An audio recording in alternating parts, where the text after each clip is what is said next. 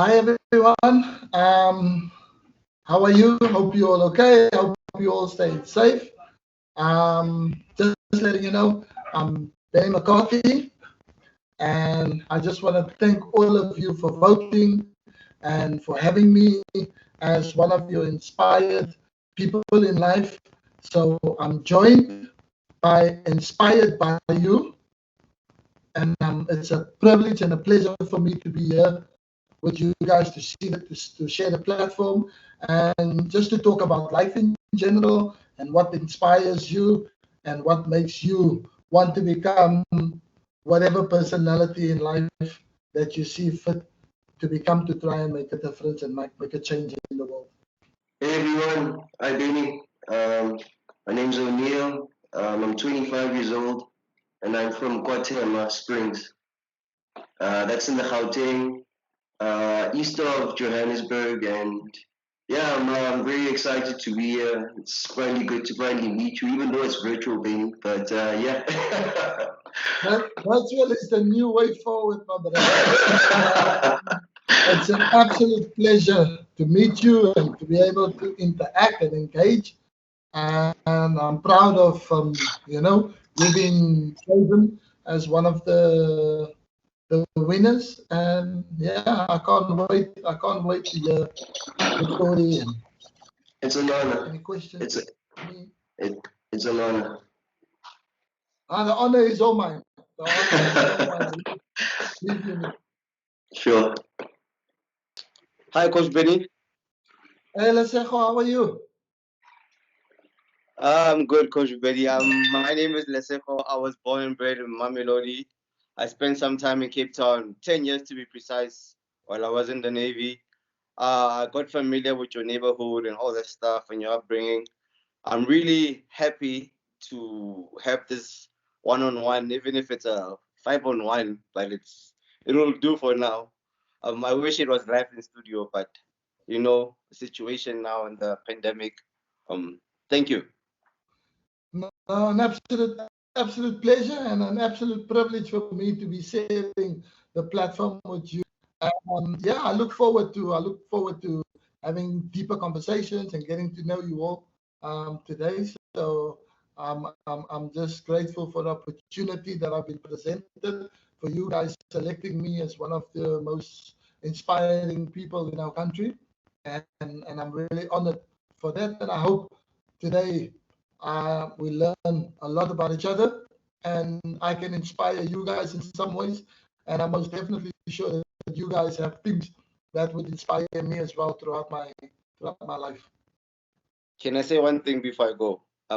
Yeah. You are one of our own. There's a trophy with your name there that you were the manager. So you always have a special place in this team. No, I know. It will always be a special place for me. It's a place where, as a coach, I won my first silverware. So I'm always proud, and I was very proud to be the head coach of Cape Town City, and it will never be forgotten.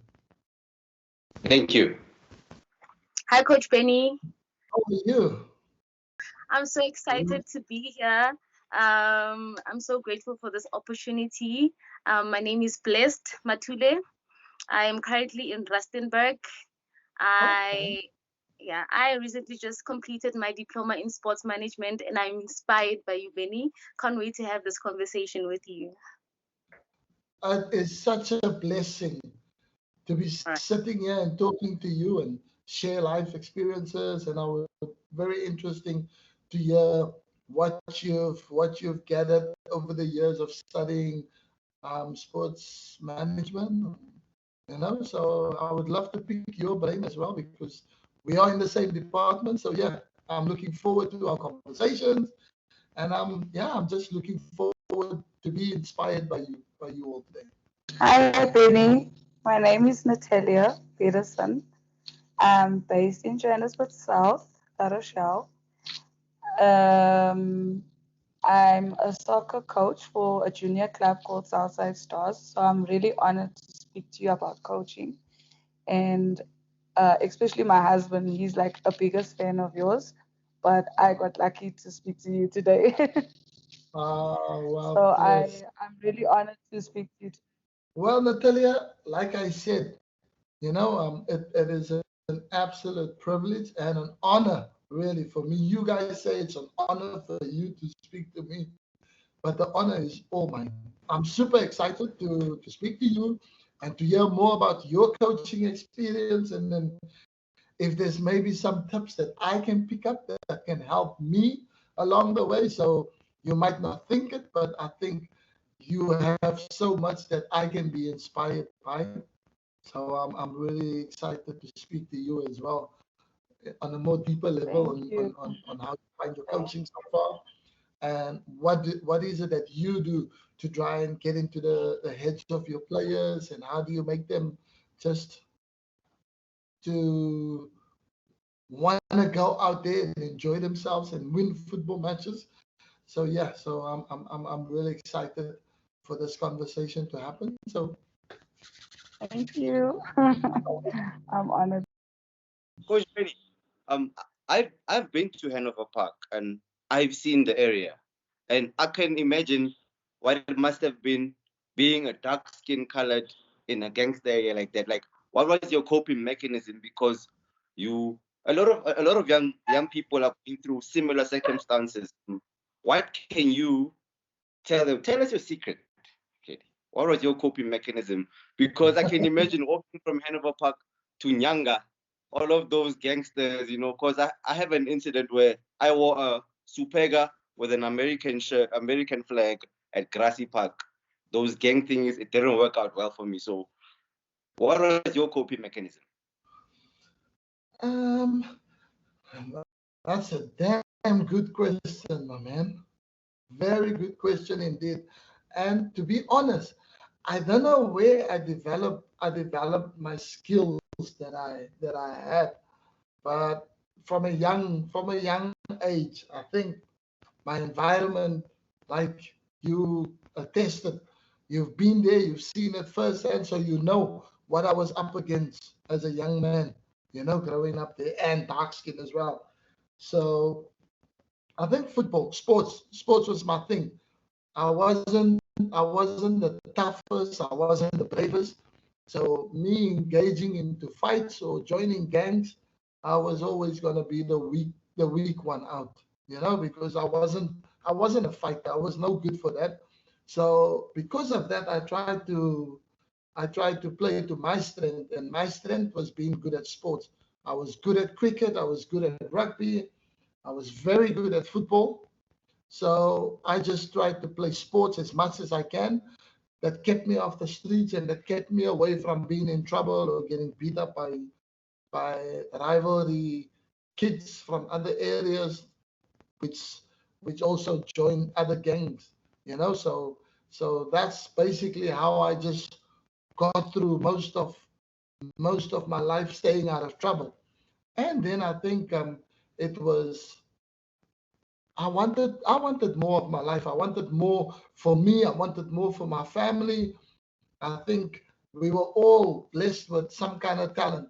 Maybe not soccer or sports, but academically smart and how to use your brain to your ability to become a GM at a consortium company or to become a manager of some sort or even a CEO or doctor or lawyer.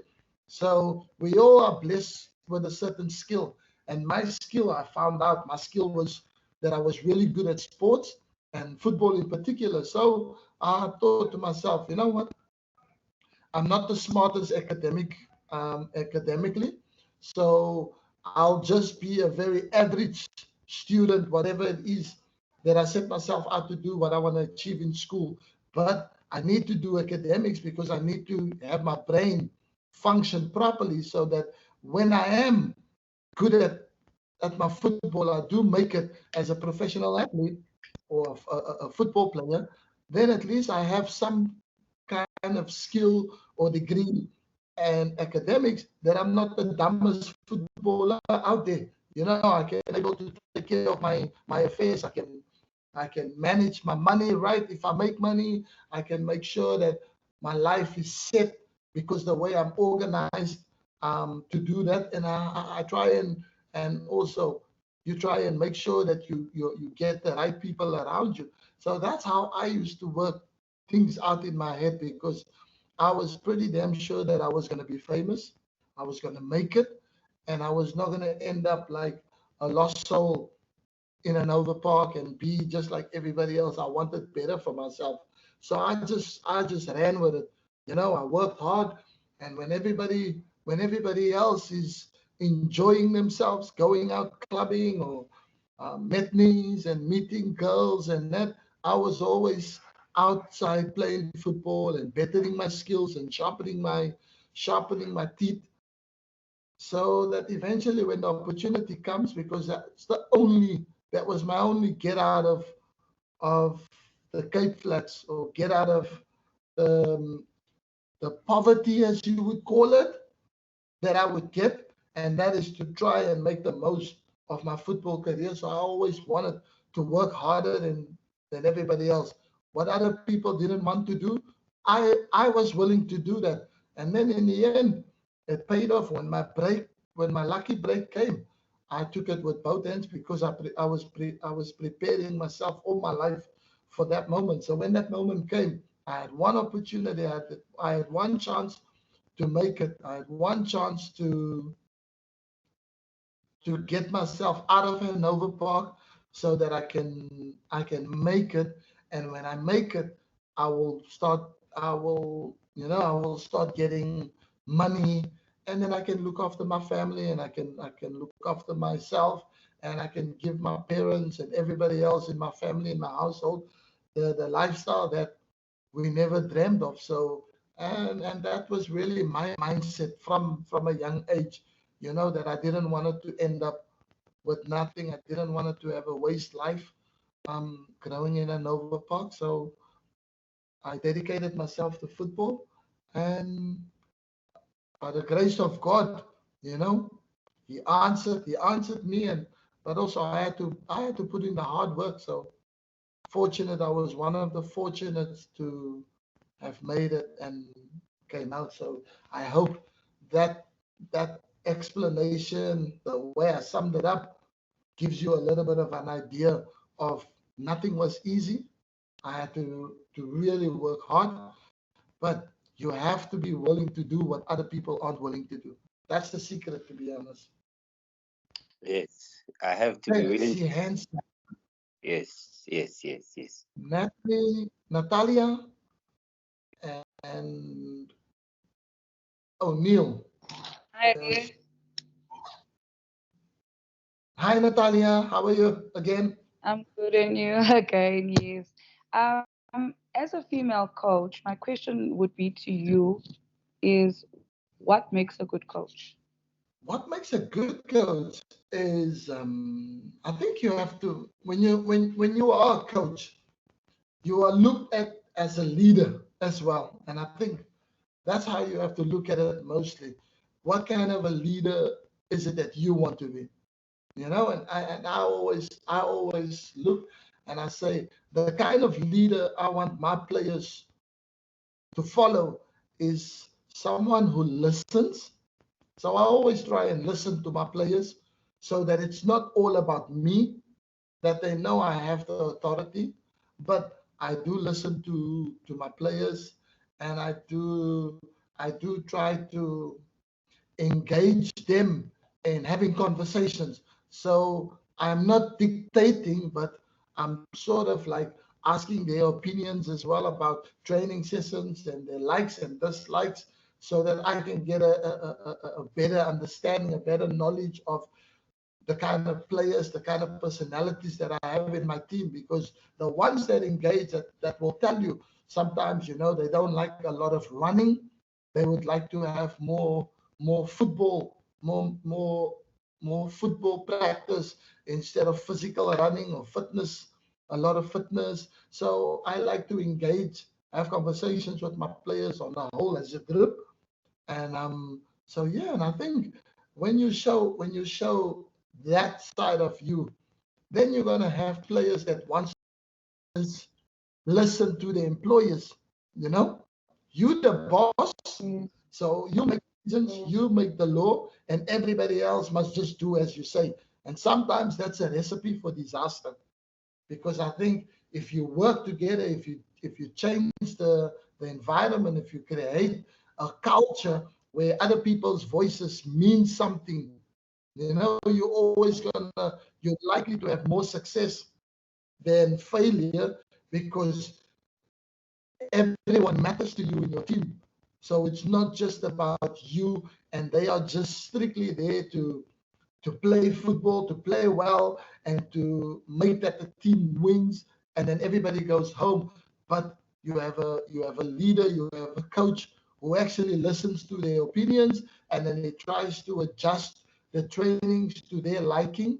So that works for me, and I think that's why I think I'm getting a lot of the success, because I'm doing what no other coaches or leaders do, that they actually listen to their team, that they that they that they take in all the information, that you take in all the information, and then you try and make it adjustable for everybody else, so everyone is happy, and then you will always get the best out of your players, because you are doing things that they like, that they suggested for you to do, and then when you implement it, so then they know that you the type of leader or the manager or the coach that can be trusted, because you've asked them what is it that they like, and now you've gone and you've implemented it into training, so that they know that they matter also.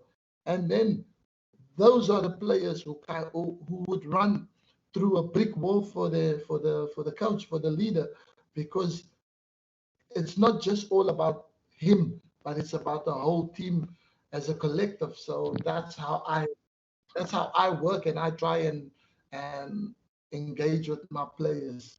If that Thank makes you so sense. much. I'll take that to the pitch as well. Thank you for that knowledge. You're most welcome, Natalia. Thank you. And ONeal, yep. Um, my first question, I don't know how many questions I'm going to ask you, but I just hope we'll have the time for that. But my first question is, from going as an elite footballer, we all looked up to you. Um, as a kid, having that EA Sports PlayStation game, I'd find you at Blackburn Rovers. I'd be like, oh my God, and then going on to winning a Champions League title under Jose Mourinho with Porto. Um, what were your biggest experiences in life? What do you take from all of that you've accomplished as a footballer and now being a manager? Going forward, what do you want to accomplish? Okay, let me start with what did you take from experience of being a professional footballer in Europe, and as a coach now, what do you want to learn from it? Okay, very good question. And just to answer one of your first ones, I hope I scored you a lot of goals when you played with me on FIFA. I scored. I finished as top scorer because I was using you on the Be a Pro feature. That's my man. That's my man. That's what I want to hear. That's what I want to hear. I think I've been very fortunate. And I've been blessed with what I've achieved as a footballer when I played. But nothing was easy, because everything comes with hard work. Everything comes with a lot of sacrifices. Um, Moving away from family, staying on your own in a foreign country, having to learn foreign languages to adapt. So a lot of that is really hard to go by, and especially if you're young, you want to make a career of it, and then you're having to go through all that. But I think it's worth it in the end, because the success that comes from the sacrifices that you made, the hard work, and also it was allowing me to live a life that you can only dream of. I traveled the world. I saw places that you only see on maps. So that is what I take away from what football has given me. I was able to make so many friends in all walks of life, everywhere in the world, and also that I have friends that I have today, in Spain, in Portugal, in the Netherlands, in the UK, in England, um, in most places in the world. I've got friends I met through football. So football has really opened my eyes to life. when when you apply hard work, when you dedicate yourself to something and you sacrifice everything that you do, that that it's all not gone, but the life that you live from all those experiences. So yeah, so everything that I've learned, I've taken in, and now I'm trying to give back everything that I've learned. And now as a coach, I want to make clear to players, to young footballers or upcoming footballers, or people just in general on in whatever it is, what you want to achieve in life or what you want to be in life, that that you have to make sacrifices. Nothing happens without making sacrifices. You have to be willing to really work your socks off to get what you want, and that you have to be dedicated to it.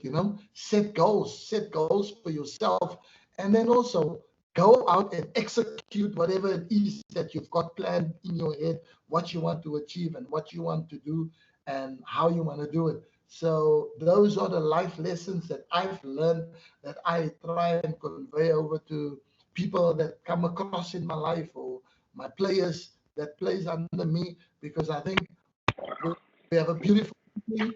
We have very advanced um, a football league. But I think when I speak to my players, I always try and tell them to aim higher, to try and be the best footballer that you can be on a consistent level, that you get an opportunity to go and experience life abroad, to go play in Spain, to try and learn a new languages, learn new cultures, just so you can have a different experience than what you settle for when you are just in South Africa.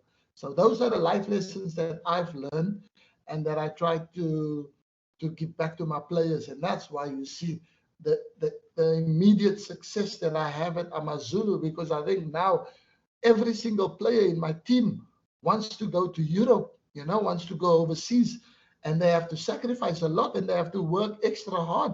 So we are winning games because my players are thinking, if they play well and they finish second or third or win the league, they might get an opportunity to Europe. So those are incredible ambitions to have, to fulfill. But I'm benefiting from it because I can see the results is all going positive me and positive for the team. But I can see the determination and the dedication now that my players have, because they aim much higher than where they find themselves in at the moment.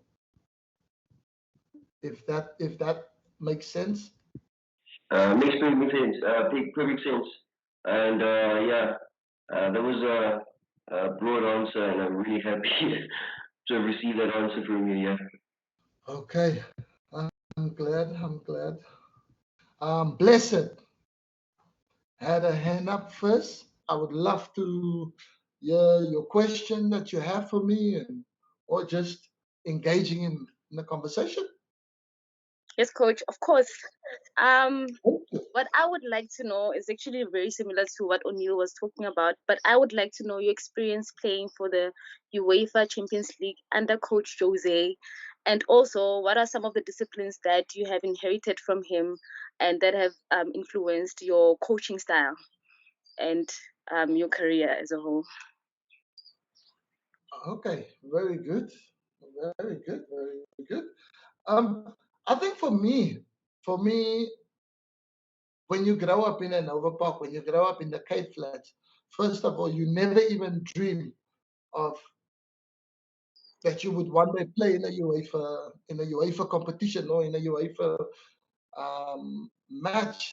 or playing for a team that plays in the UEFA Champions League, let alone win it. So that was not even part of my dream, you know. So I had to just really work hard, and I got a fortunate break when I joined FC Porto. That Porto was one of the top teams in Portugal, so they were always going to have an opportunity to be champions with FC Porto.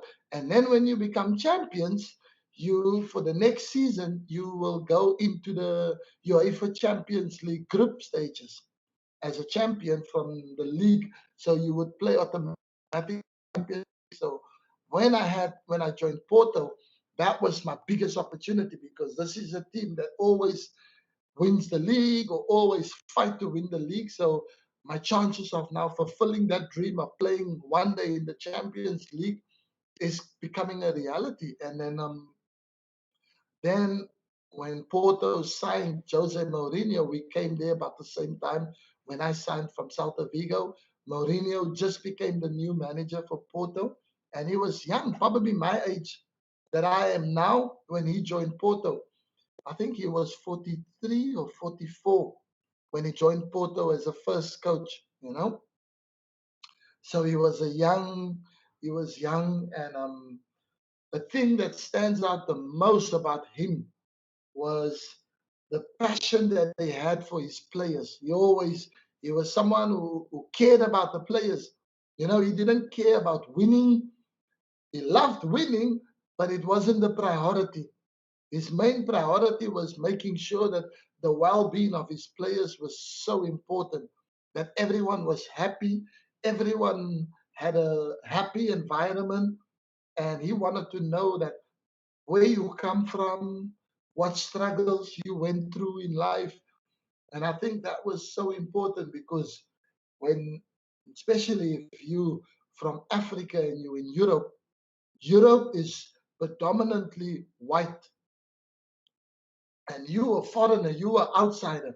So when you're black, it's not very pleasant, you know. So you have this complex that you always last in line because of the skin, of the color of your skin. So that was the situation. And then I suffered also some racism in the past where I played in Spain.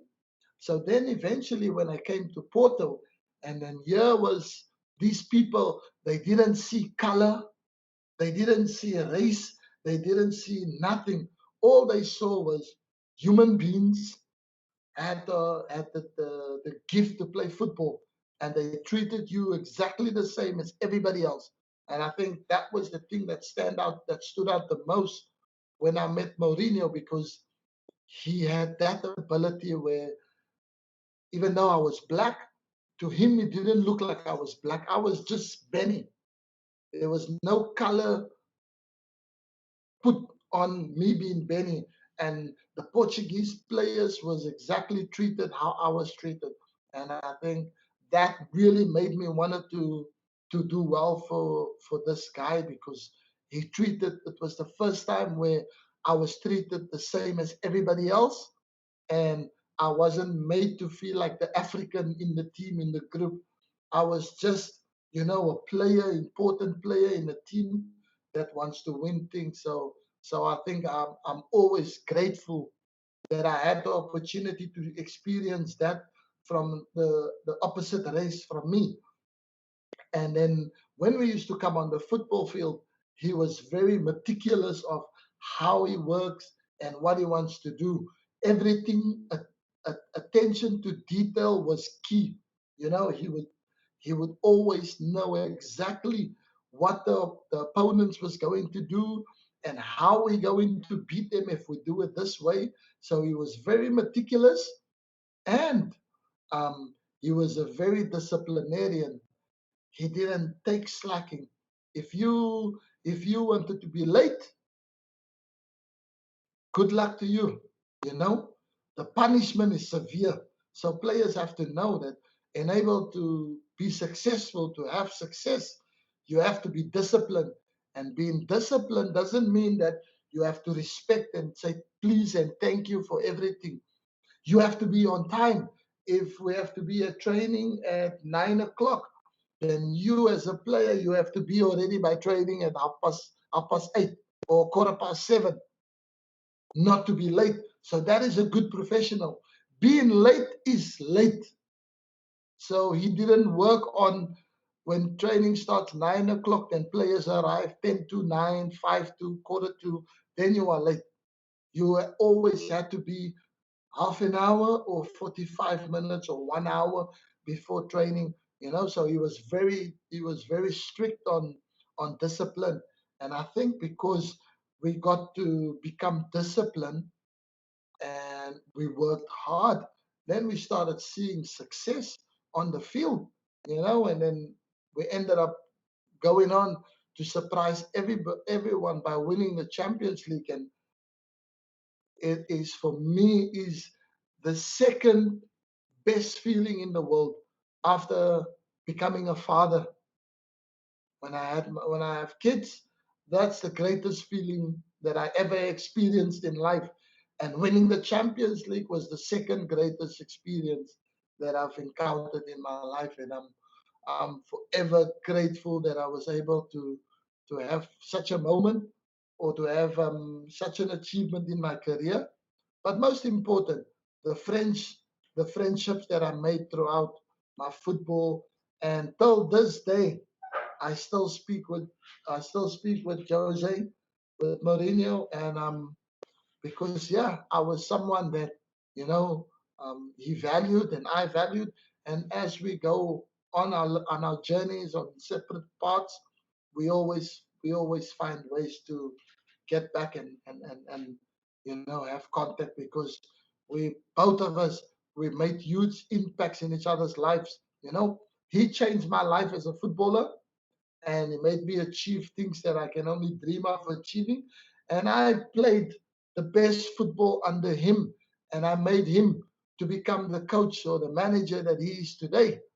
So the impact that we made on each other's career, it's crucial, and that's why I thought today we are friends, and I'm privileged to have someone like that still in my life, and have I can turn to for advice. So that's my story. Thank you for sharing, Coach. It is so um that's a different picture from what we would usually see on the field and stuff. But it's very amazing that you guys have such a good relationship, and I see that you are deeply fond of him. I Shem. But thank you for sharing. You're most welcome, and thank you for asking me that question, because I don't get to get those kind of questions. Everyone always wants to know what this one is like, what that one is like, but he changed my life, and he might not be as good as he was when he was my coach, but I think the person that I got to meet, the human being that he became, is incredible. For someone to be so famous, and he can be any way he wants to be because he's successful, but he doesn't see color. And what you see in the world today with um, Black Lives Matter and all these different um, say no to racism, kick racism out, and there is a person who doesn't see color for what it is. He just sees the person that you are, and if you're a good human being, and that's how he is. And I think that's all you can ask for. And that is someone, when you are like that, you have my trust, you have my support, you have my belief, and I will never ever have a bad word ever to say about a person who goes through life like that. And that's what Mourinho has been. And he's the greatest manager for me of all time. I'm glad, Coach, because now you get to inspire us in return. Thank you, Marino. I appreciate that. Thank you. All right, Coach. Coach Benny, Yes, yes, I would Natalia. like to ask you if Bafana had to ask you to coach for them, would you?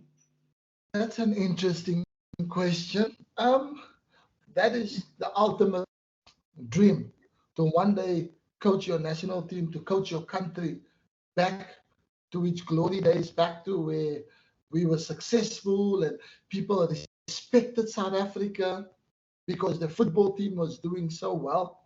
And unfortunately, we've gone a little bit backwards. So we've not been respected throughout the world and throughout Africa. And I would love to get there one day so I can just get the respect that South Africa deserves, because we have the best league in Africa. We have the strongest league in Africa. But when it comes to our national team, we are not amongst the strongest nations in Africa and in the world. And that is the concept that I would like to change, and I would love to have the opportunity. But I think for me at the moment, I see myself as a young coach, and I still want to grow and I still want to be better than what I am. So I would love to develop myself even more into a world-class coach, first at club level, before I would go on to have a crack at the international level, and then trying to change and put South Africa where it belongs. So I think my answer to you would be, in the next 10 years, hopefully, that's the time frame that I would give myself, that I would love to then consider maybe coaching the national team at international level. But from now until 10 years time, I want to establish myself, to grow. I want to become better. Then I'm, until I'm one of the best coaches there is, and there's no chance that the national team could have even a doubt about my credentials in taking the club, the country forward into becoming one of the powerhouses that we used to know when we were younger, when Bafana used to play, and everybody was supporting Bafana because we knew Bafana wasn't going to disappoint. But now the optimism is gone, because people just get disappointed because Bafana is not that powerful nation, or we have the best players playing for the national team anymore. Anyone, any Tom, Dick, and Harry can. You have one good game and then you're in the Bafana national team. So I don't want to change that. And the day I become the Bafana coach, that will never be the case, where players can be mediocre at their club level, but they represent South Africa at the highest level. So in 10 years' time, I think I would be ready. I believe in you, Benny. I think you can change what's going on now back to them days. Thank you. I appreciate that so much. And for the belief. Very Okay. nice. Thank you so much. Lesejo, over to you, my man. Coach Benny, during your time with Seven Stars, let's talk about your relationship with Gavin Hunt, because according to him, you are the best player he's ever coached. What was he like back then? Did you take anything? Did you take something that you learned from him into Europe? Coach Gavin Hunt was probably the best coach I've had in my entire career, because he was the first coach that gave me an opportunity. He threw me in the deep end to see if I could swim, and swim with the sharks I did, and I survived. So yeah, I think him nurturing me and him treating me like an adult at the age of 16 was exactly what I needed, because I got to a stage where I felt that maybe I wasn't good enough to play football, or I was maybe still too young, but he did not think so. When he joined, then you can do this in matches also. So I don't care how old you are, and age is nothing but a number, you know. You can handle anything that comes your way. So I'm giving you the chance, I'm throwing you in, and I want you to flourish with it. And that's what I did. And also, he could have been biased by keeping me in his team, because at the time I became one of the fundamental players in Seven Stars' team.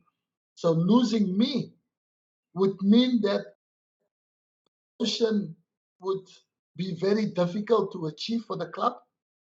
But I think him keeping me in the team and winning promotion to the PSL, or him persuading the owners to let me go abroad, to let me go overseas, because he thinks that I'm good enough to succeed. He thinks that I've got everything to make it as a professional player in Europe.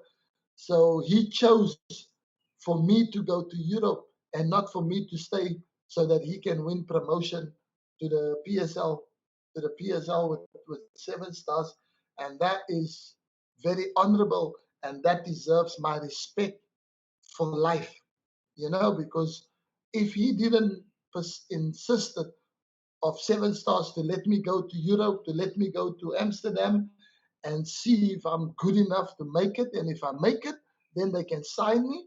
If he insisted that he wanted me to stay to help Seven Stars win the league, to gain promotion, we would have never maybe have known what could have happened. So to that, I think he's one of the best coaches, and he's going under criticism at the moment, and rightfully so, because Kaizer Chiefs is one of the powerhouses in our country, and is one of the best teams. And then for them to struggle and having such a magnificent coach at the helm is a crime. But I know Coach Gavin Hunt very well. He's a warrior, He never goes on without a fight, and he will turn things around. I think patience. Kaizer Chiefs fans and at the club must just have patience, because I still believe that he is the right man for the job and he can turn it around. He's just been in an unfortunate part, but because I know what he's done for me in my career, I'm almost certain of he can change Kaizer Chiefs around. Thank you, Coach. I also believe he's one of the best. He's actually the best we have right now. Yep. Let me give the next person a chance to talk. After me. Okay.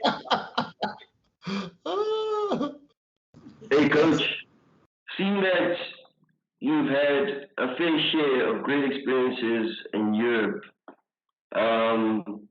could you tell me any one moment that you just sit on, like when you're sitting on your own, just one moment that you remember and puts a smile on your face in Europe? Apart from winning the Champions League, of course, something else now, because Europe is a beautiful continent. It's just beautiful all around. So that one experience that you had as Benni, just Benni now, not a footballer, but just Benni in Europe, which would it be? No, most definitely. I think there's been a few, but I think the one that stands out the most is being where I'm from, Hanover Park, the Cape Flats. I mean, one of the toughest neighborhoods or areas to grow up for anyone. The circumstances there, it is really a gangland. So not a lot of people, not a lot of kids get opportunities to get out. Not a lot of kids get the opportunity to live past 16 years old. That is the toughness of growing up in Hanover Park. So then you take a kid from that township, from that area, who made it past 16, who is now 22 years old, living abroad, living in a place called Spain that you've only seen on the map. Never even knew that there was such a thing, but if you look on the map. So I was living in Spain and I was playing for Celta Vigo and doing okay. So I had my difficulties as well, because obviously the language barrier, the culture differences, the lifestyle, the food and drinks is completely different to what it is in South Africa. So everything is different about life that side. And then I think I was there for about a year and so forth. But I never really, I underestimated myself. And I think after that moment, I took a moment for myself, and it made me so proud, and it made me laugh out loud and just giggle like a kid again, because I couldn't understand what I've just done. You know, we met the King of Spain, Juan Carlos. We met the King of Spain, and he was coming, and he was introducing himself, and he's Juan Carlos and the King of Spain, and blah. And then he came to me. And then obviously they said, Benni McCarthy from South Africa. So then he met me, and then he says, hi, Benni McCarthy, nice to meet you. I'm King Juan Carlos, and he's very good friends with Nelson Mandela. So I was like, oh, wow, that is amazing. That's fascinating. And I said, yeah, I had the pleasure of knowing Mr. Mandela and his family very well, and blah, blah, blah. And then we ended up having a conversation for about a minute and a half in Spanish. We had a conversation in Spanish. Now, just if you sit back and you actually soak up what this means. A kid from Hanover Park, the gang-infested area.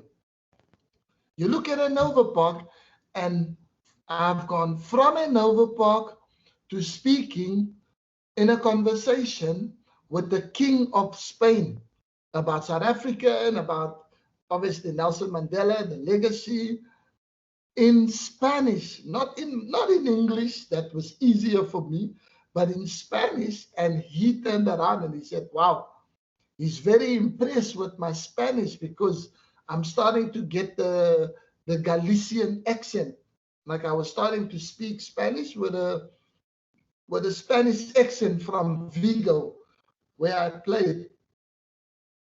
And that was such a super proud moment for myself, because here is one of the most educated, one of the most powerful people in the country, in Spain.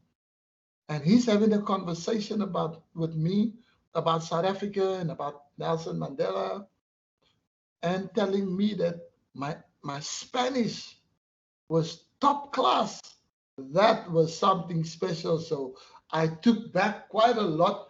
And those moments, I was just, wow, dude.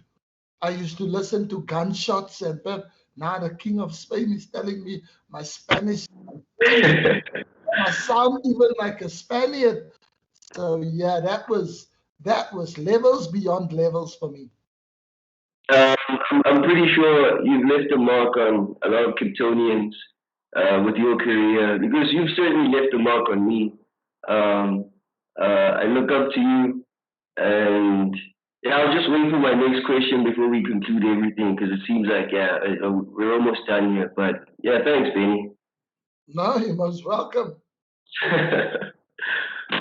Lesejo, Yes, Coach Benny. what's up, my man? You disappeared on me or what?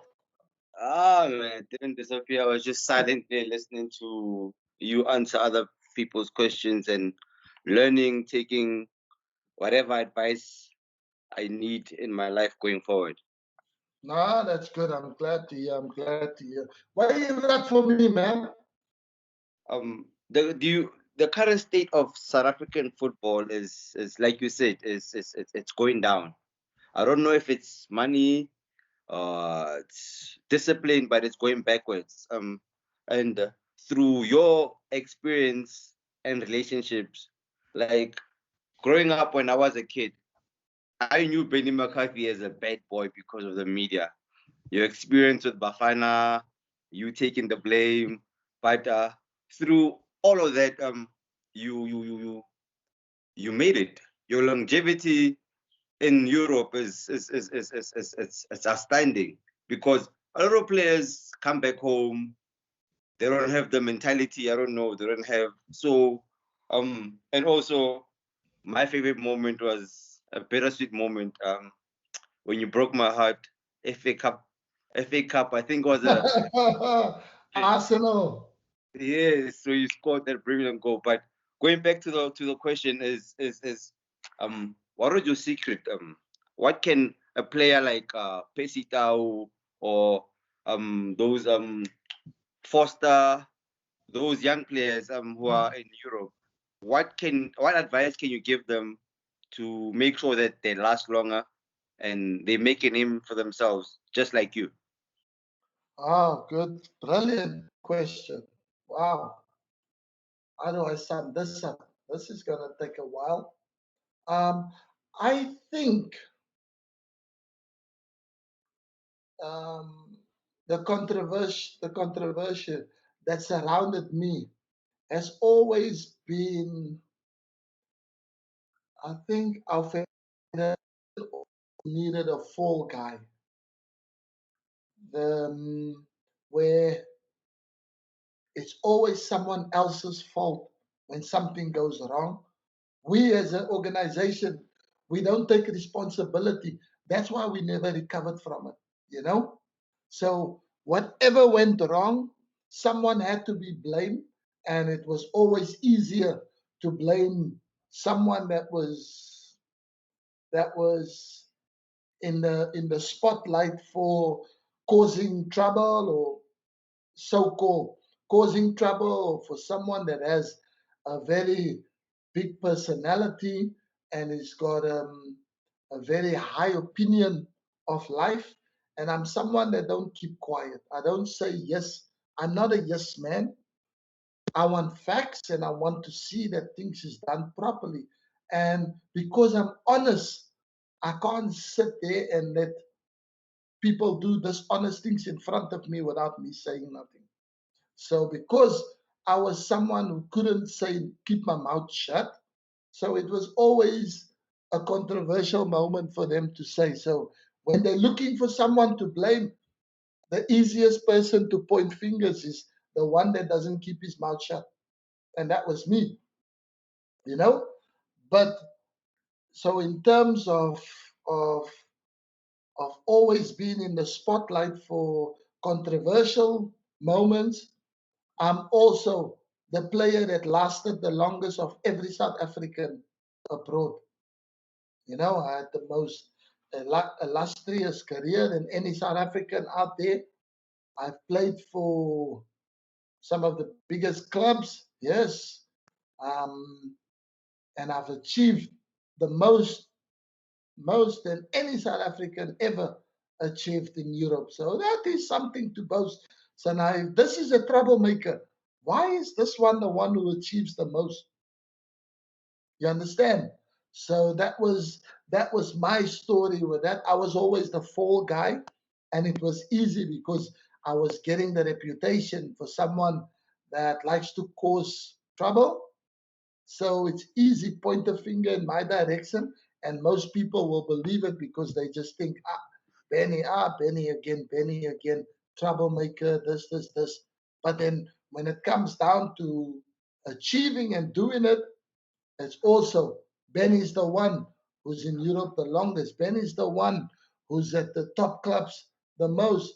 Benny's the one where we get the most, who achieved the most success, you know. So, and I never got credit for that, which I'm not in the game for credit. I was always about for me, and that I can represent my country in the best possible way I can. And that's what I did, I think, with Extinction. So I'm proud of that. And then now to come to your question, I think the biggest thing is our players need to have more resilient. We need to be more resilient. We If things aren't going our way, then we want to come home. You know, we have to be more tougher. No one said life is going to be easy. Everything in life is going to come the way you want it to come.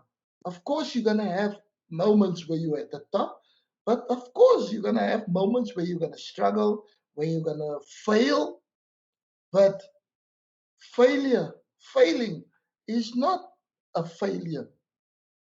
It's just a stumble block in your life, which you have to get over with and just pick yourself up and then push harder, because now you learn from previous failures, and then you tweak and you correct some things, and then you move on and you work harder, you do more, you ask more of yourself. And then when you succeed, it's sweeter. Then you forget about what everything went wrong. But I think South Africans have this tendency where if the going gets tough, I'd rather go home, because at home I'm better off. Why am I going to suffer? I'm not going to struggle. Like, I live at home with my family, with my parents, and I can get a job and that, but I don't have to go through what I'm going through here. We give up too easily. So that is why we find that a lot of South African football players, they go abroad. The minute it gets a little bit tough, then we want to come home. Ah, no, I'm not adapting. I'm homesick, and then you want the club to transfer you back to South Africa, or you wait for your contract to finish, and then you come back to South Africa because we can't deal with whatever life throws at us. We take the easier way out, and that is to come back to South Africa and live an average life at home, where you could have struggled, but then succeeded later, but live an extraordinary life. So we're happy with living an average life, and that's why we keep coming back. So my advice to the likes of Lyle Foster, to the Percy Taus that you see that's in the Premier League, that's not playing week in and out, week after week after week. You're not on the bench, you're not in the starting 11, but don't lose hope. Keep pushing, keep working hard, because do more, ask more of yourself, do more. You see what's making you not getting into the team, and then work harder, because hard work eventually pays off. And when it pays off, when you start playing every week and you become the best player in your team, you're scoring goals, you're there. Everyone, you included, you're going to forget about the tough times that you went through when you were not in the team, when you were not part of everything, you know? So, suffering, sometimes it's worth suffering because of what you achieve later. And that's what they have to do.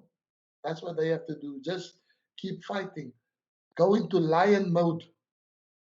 Don't go hungry. Always go on the hunt.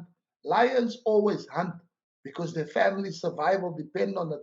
So you as a footballer, as a person in life, whatever it is that you want to achieve, you always have to be in lion mode.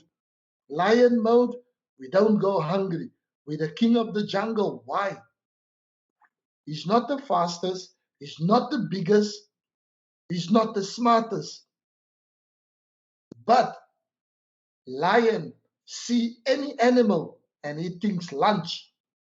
And everybody else sees a lion. What do they think? Run. So if you go into lion mode, you are the king of the jungle, because everyone is always running away from you. So, and that's what these guys have to think. To survive, you have to be in lion mode. You have to always be hunting. Become the hunter, not the hunted. And that's how I survive, because I just, if I'm hungry, I need to go and I need to find solutions. How am I going to eat? So I go hunt, and I have to work harder in football. I have to train harder. Today they might be better than me. I'm going to the gym. I do extra. In a week's time, I'm going to be exactly the same level as that one. And in the week after, I'm going to be better than him. And that was the mentality. That was the mindset. So the easy way out is not always the best way out. And I know not everyone like working hard.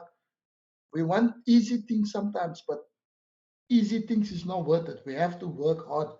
And the best achievements is when you've done the work, when you've worked hard and you succeed and you achieve. That's when it tastes the nicest. Thank you very much, Coach Benny. It was an honor to talk to you today. Before I go, somebody said I must say hi to you. Mpomati says hi. He says he's about to return to football and be active. And Cristiano Ronaldo or Messi before you go? First, a big hug and a big thumbs up for my man Materazzi. Okay, that's the name that I gave him, Mpomatsi. He used to be my Materazzi at Cape Town City. So, yeah, we miss him. I'm wondering where he is. He's still a young guy, so I hope he gets back to football. And yeah, give him my warmest regards. Very fond of this boy, fantastic player, great attitude, great mentality. And I wish him all the best and a speedy recovery. And me, don't get me wrong, I have my favorite. So my opinion is my opinion. I'm not talking for anybody else, for people outside in the world. I have my opinion. Lionel Messi is one of the greatest players ever to play the game. He is special, he's unique in his own way. Me, I'm a massive Cristiano Ronaldo fan. So for me, I would always take Ronaldo over Messi. Not because I think Ronaldo is better or Messi is better. They are two of the greatest players that have played the game. Each one has their own quality. They're unique in their own way. But for me, I'm more hard work over talent. And I think Cristiano Ronaldo has got this career that he has because he's always in lion mode. He's got the toughest working mentality. The mindset is incredible.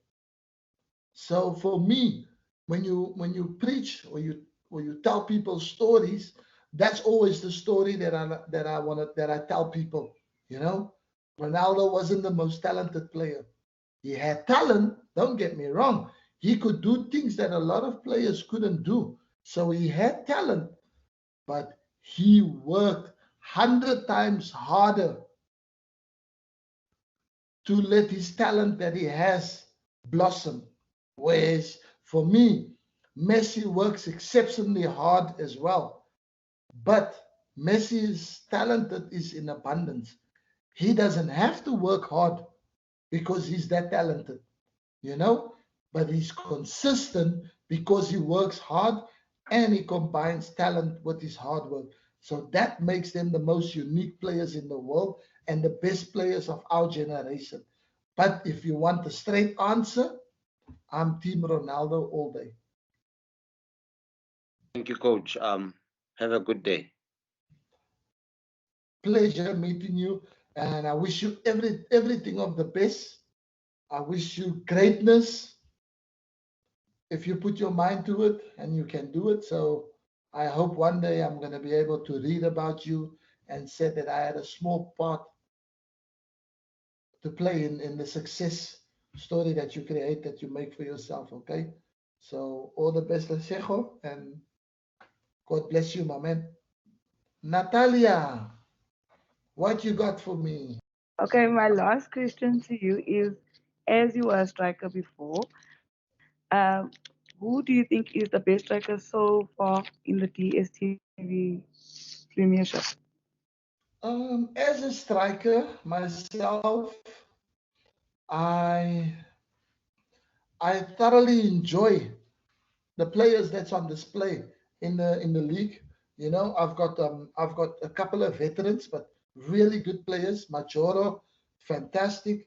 Shaka Zulu, Ntembu is also very good, very different. Not everybody's cup of tea, but I think the best strikers at the moment are blossoming, and they are all playing for Mamelodi Sundowns. Kermit Erasmus is one of my favorite players in the league. You know, I was fortunate to work with Kermit. His mentality, his mindset is incredible. You know, his sets, his skills. He's not the biggest player. He's such a short guy, but he is such an intelligent player. So Kermit is one of my favorite strikers, Erasmus, in the game today. But I think the player that steals the show and that steals the heart of everyone because of his tenacity and his hard work and his desire and his drive has to be Peter Shalulile. Peter Shalulile works tirelessly, and because he works so tirelessly, he always gets opportunities to score goals and to do something for his team. So yeah, so he's the most exciting player in the league at the moment, and he's the best striker in the league as well. As much as I'm a huge fan of Kermit Erasmus, and I know this boy could be the most lethal striker that we can have, you know, for many years to come, because of his ability that he has, the gift that he has, and how easy it is to score goals for Kermit. But I think concentration levels and certain injury aspects is holding him back a little bit. But Peter Shalulile is definitely the best marksman in the DS Premier League this season. Thanks so much for everything, Benny. I really do appreciate all the answers that you've given to me, and I'll make sure I take it to the field and teach my boys and girls the way forward to the future. Most definitely, and I'm most definitely so certain that you will succeed. Based on the questions that you asked me, it's questions of someone that wants to succeed, someone wants to make a difference. And yeah, I was super happy to engage, and I'm really privileged that I had the opportunity. And I will be looking forward to one day seeing you, if not coaching Thank you. Banyana, but making a big difference in our football as a female coach. So all the very best, Natalia. And it's been an absolute pleasure having this conversation and engaging with you. And I wish you every success from here on in. Okay? Thank you so much. It's an honor. And my husband does say hi, Christopher, Red God. Tell him I say hi, and I wish I could have had the opportunity to see him on Zoom and say hi personally. But yeah, all the best, and I hope, tell him I say, as a good husband, I hope he supports you in every way possible that you succeed. Okay? Yes, thank you. He's actually the manager, so we're working together on the field. Okay. Oh, brilliant. Super team then. Excellent. Thank you so much, Benny. Lovely meeting you. Bye, Natalia. All right. Hey, coach, again. For my last question, I'd like to start with a compliment. I'd like to compliment your amazing smile. Oh my God.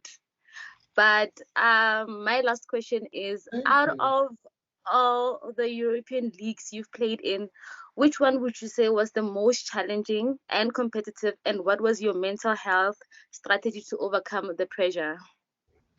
Wow. Fascinating question. Wow. Who are you again that you ask such questions? My name is Bless. I'm an upcoming sports manager, coach. I'm joking. I know who you are. I'm saying just Ah, where do you come from with these kind of questions? Like, Jesus, this is like journalism at the highest level. Um, but yes, to answer your question, I would have to say in my career where I've faced the most challenges, where I was out of my comfort zone, would have to be my time in La Liga. In La Liga in Spain, because as a young black man, in my country, my parents have experienced apartheid, but when I grew up and I had the opportunity and I had the chance, so then when I went to Spain was my biggest challenge because I think I've experienced firsthand racism, racism, and yeah, I think I struggled. I struggled to deal with that, where you play in front of a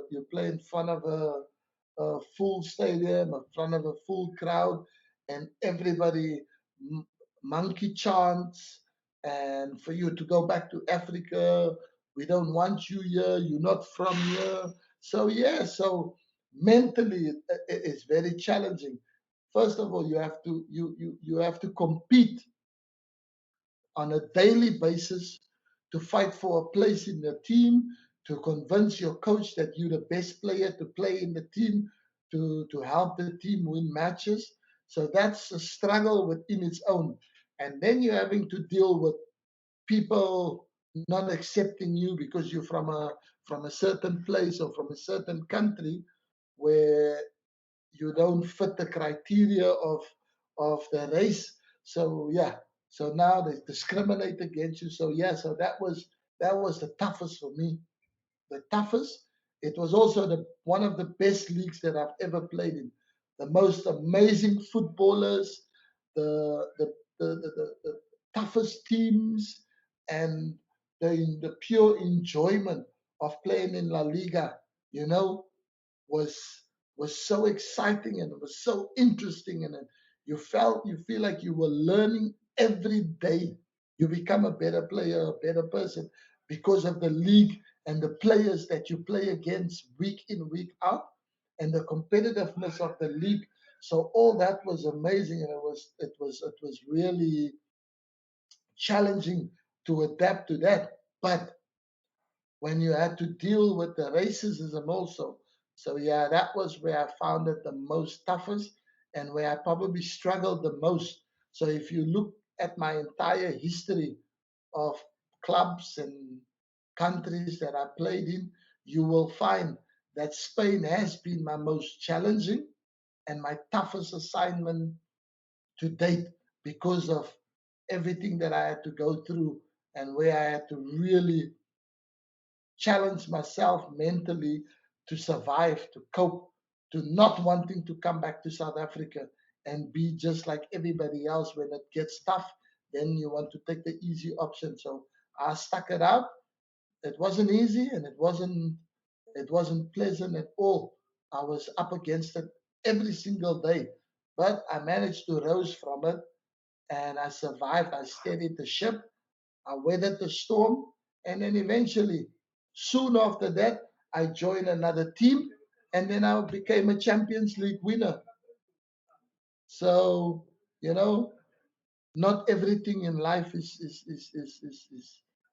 easy or the way you want it to be, but or and then you must just hang in there.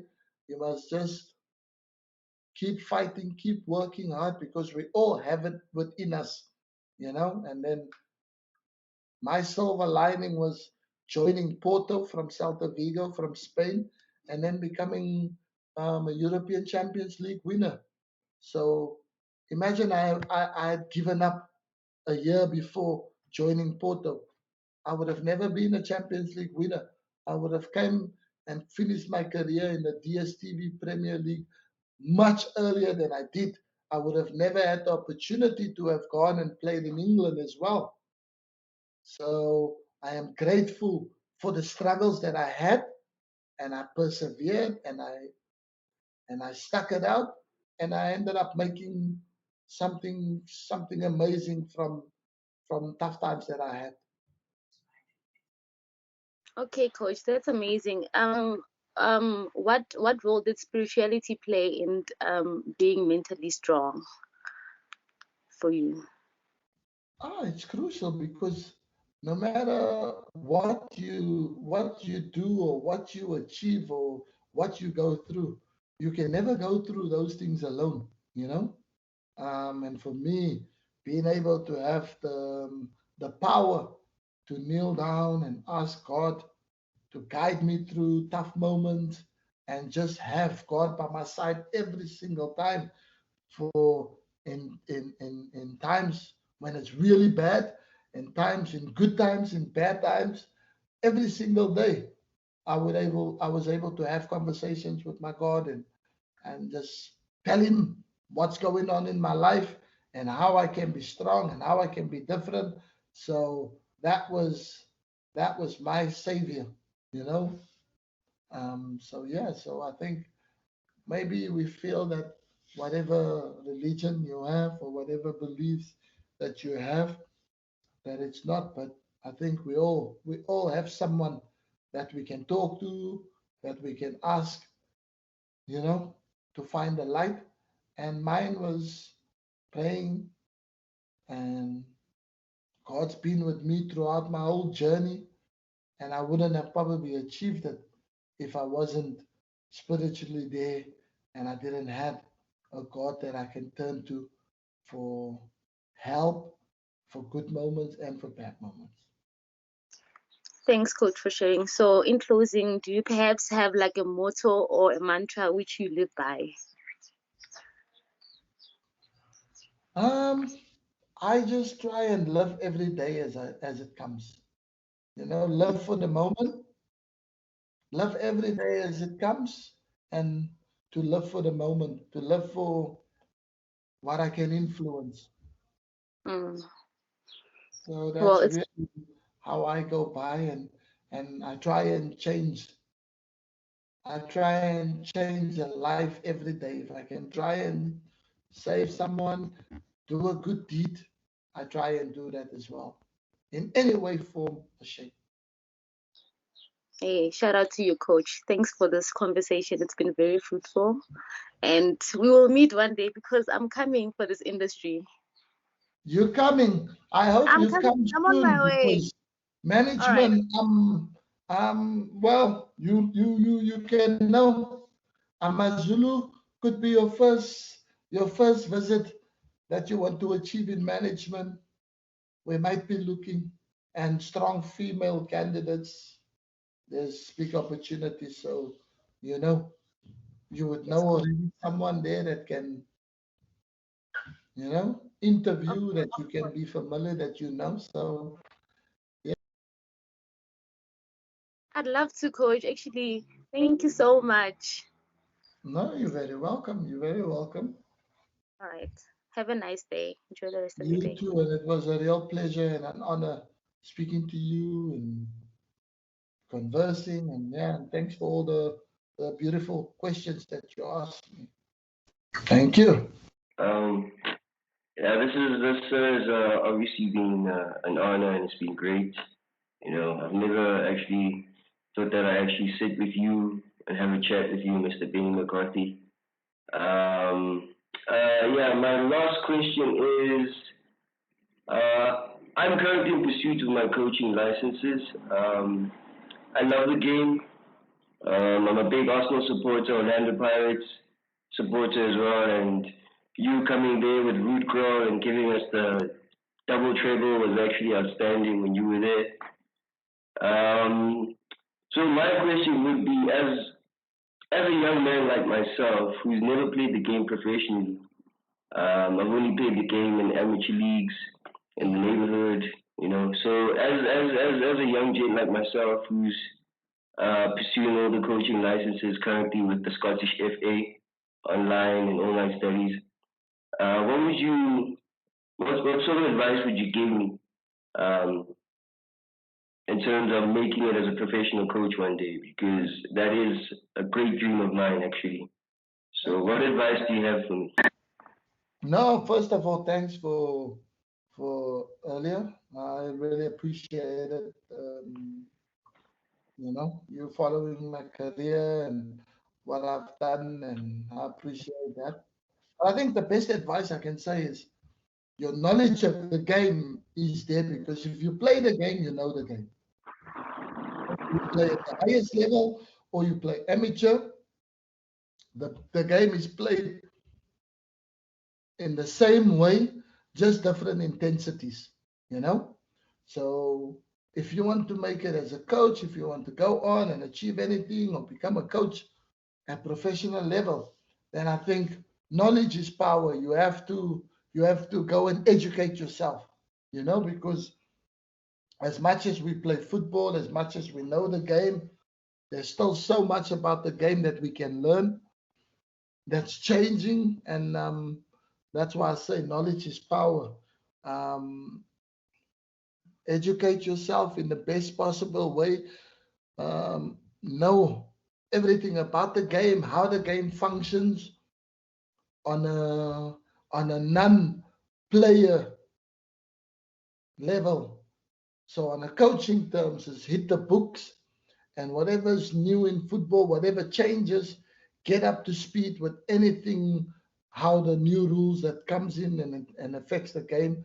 So once you educate yourself on that level and you know the rules and the conductions of the game and all and etc., then I think, you know, you are already taking the right steps in those direction where you say you're doing the online course, the Scottish FA. So I'm taking it that's your UEFA B license. Yes, sir, it is. It is. Yeah, because two of my coaches that I have on my team, they also doing exact same thing as you, and they're educating themselves, learning the game from professional on the outside level, from the non-playing football level. So that is important. So you've already made huge steps into that by getting your education and getting your coaching badges, which will be so valid because when you achieve those goals, when you get your coaching license, I think then you are a student of the game. So you've done all the necessary that needed to be done in achieving your badges. So you have the right, you know, to go out there and become a super coach and have success because you've been learning about the game more than most people did that played the game.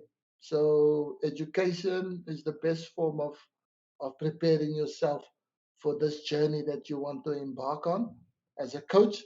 So that's probably the best advice I can give you is to stick to getting your education, getting your badges, and try and see it through.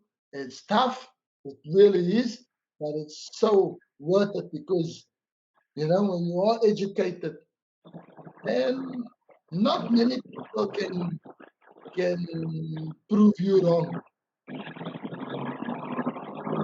the knowledge that you have, and that's really the best advice that I can give you. So Thanks, thanks, Benny. This is, yeah, it's been an honor. I'll continue pushing this education, and I still follow you, and I see you doing big things in Amazon. You're getting those points. It's good, thank and you. Yeah, I yeah, appreciate that, my man. Yeah, no, it's been awesome, guys. It's really been awesome. It's been a blessing and such a privilege for me to have been sitting here with you guys, listening to your answers, listening to your questions. A lot of top quality questions that you don't very often get. So well done to you guys, you know, for making it difficult for me to answer these questions about everything, life in general, everything I've been through, and that has been a real privilege, and it's been such a pleasure to have engaged with all of you. So I'm grateful for the opportunity. Thank you again. Okay. Thank you Great, very thank much. you. Yeah, Bye. guys. thank you. Bye. Bye. I, Bye.